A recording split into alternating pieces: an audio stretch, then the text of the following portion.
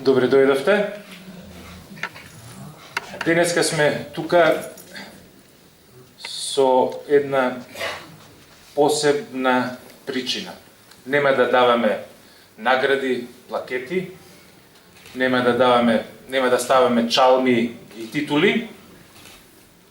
Мислам дека нашиот специјален гостин сето тоа го има веќе завршено.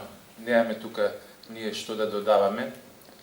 Меѓутоа, она што ние можеме да му го дадеме, а се надевам дека зборувам во име на сите вас, тоа е нашата благодарност за филмовите кои што досега ги има снимено и се надеваме за идните филмови што ќе ги сними. Не треба да го представувам, но со нас е Лордан Зафранович, да го поздравим.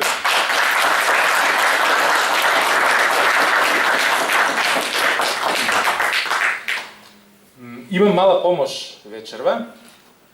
Со нас е мојот драг професор, можам да кажам и пријател, Наум Пановски, кој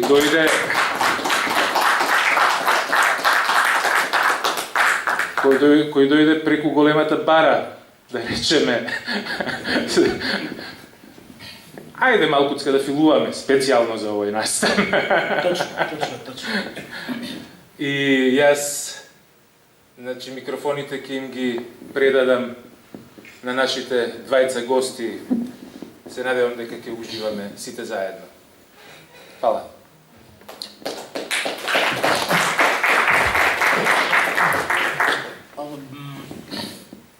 Бидејќи јас имам некоја така скромна задача да бидам повеќе она што се нарекува традиционално модератор или посредник меѓу вашите прашања и неговите одговори, јас би почнал со едно мало скромно добре дојде дома, Лордане. Ова го велам добре дојде дома заради тоа што и Лордан и јас имаме едно чувство дека сите оние мали џуџиња од нови држави, што настанаа на пепелот на поранешната Југославија, се наша дома. Се уште. Ние сме таа чудна генерација која што, без разлика, што државата што ја имавме, ја уништија, таа држава се уште живее во нашите сеќавања, односно тај преселена од реалната пепел во нашите идеални сеќавања. Онај момент кога ќе умреме, нели? И тој идеален, па слушате, тоа е како се вика дел на животот, нели? Реалност. Онај момент кога ќе не нема, веројатно и таа идеална слика на тоа време, на тој простор ќе исчезне.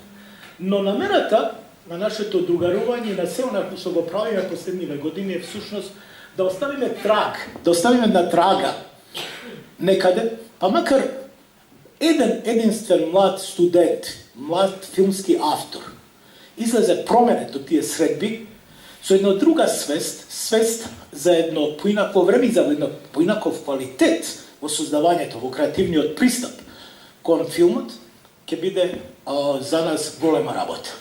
Скромно е, но многу, би го рекол, идеалистички и оптимистички.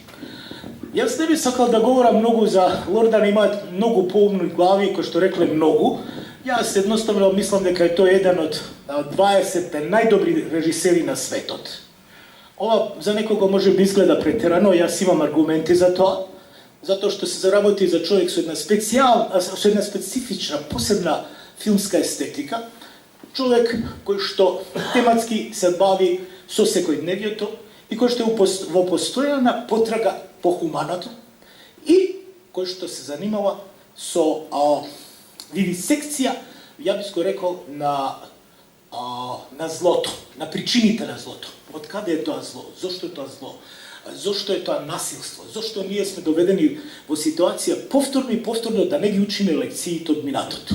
И зошто е најдобриот секога жртва на идеологиите, без разлика која е идеологијата? Да не говорам сега лева, десна или така натаму. Така што тоа централно место на човекот, како жртва на механизмот на власта и на механизмот на историјата, е она што го оплеменува и што го прави Лордан и човек и автор со голем интегритет. Освен тоа, тоа не само во филмовите, ја не знам колку од вас знаете, но има една прекрасна работа што многу малку луѓе имат направено во светот. Окупација во 26 слики беше кандидирана за Оскар. И беше многу близко да, нели, ја добие таа врвна награда во Холивуд. Молам? За жал се повтори, но ова приказна околу Оскарот говори за неговиот личен интегритет како човек и како автор. Во тие нормално, знаете дека многу работи се случуваат зад цена во таа голема дипломатија и сите оние процеси што се одвиваат, нели, на големата сцена на 1500 членови на Филмската академија во Америка. Исто како што сега оние големи работи што ни се случуваат нас во овие простори се случуваат за сцена, ние знаеме многу, без да бидеме прашани, без да имаме глас во тоа што ќе ни се случи, што ќе се случи со оваа земја. Значи, од Лордан е побаран во тоа време за да биде многу близко до Оскарот, дури не сакам да давам конкретни, нели, оптимистички примери, дека ќе го добие Оскарот под услов да исече 7 минути од она жестока сцена насилна кога усташите во автобусот ги убиваат евреите и кога прават оној невиден злочин. Лордан од позиција на хуманист, од позиција на голем автор, вели не. Нормално тоа го невозможува да ја направи, да го добие Оскарот. Тој чин да се застане во одбрана на не само на собственото дело, него во одбрана на слободата на говорот, го чини многу повеќе од еден обичен автор. И тоа е за мене најголемиот момент. И ќе завршам оваа приказка со една друга слична анегдота, зашто е тоа така, што е тоа што не чини нас луѓе, а тоа е што ние ни животот одиме по еден прав пат, со свое достоинство, со свој, нели, човечки интегритет. Ова е приказка на мојот професор Радко Ѓуровиќ, еден од најдобрите професори по сценарио и професор на многу сценаристи од југословенскиот филм. Во едни бурни времења, на почетокот на 70-тите години, кога бевме, јас бев тогаш студент, кога бевме нападнати за либерализам, за непријатели, така натаму во Белград, партискиот комитет на Факултетот за драмски уметности во Белград имаше состанок заради слободоумноста на студентите и на професорите во Белград, по филмска режија, по режија и така натаму. Имаше една господја Софија Мишич, која што беше член на градскиот комитет задолжена за идеологија и дојде на состанокот да не искара. И постоеше една дама, која што се вика, ја велам дама, затоа што беше млада студентка, прекрасна, се вика Гордана Косановиќ. Беше втора година, една прекрасна, како кристал, една девојка, која што многу мирно рече и аргументирано ја одбрани позицијата на факултетот и на нашите искази, на нашата борба за слободно изразување. За жал, тоа предизвика една жестока реакција кај другарката Мишич и почне да вика и така натаму. Имавме тој професор Радко Ѓуровиќ, кој седеше некако овака, извини, Лордане, мало, овака некако седеше, ја битка цигарата, ја погледна, вика, знате шта, другарице Мишич,